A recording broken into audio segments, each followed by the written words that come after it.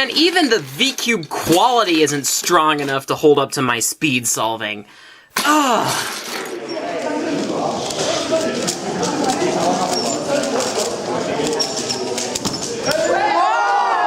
Itself is really light. Wants to move around a bit. Actually has more of a motion. Holy cow! So, yeah, I'd say that I wanted to move around a little more than just a bit. I'll be right back, guys. Experiencing massive piece separation. Oh!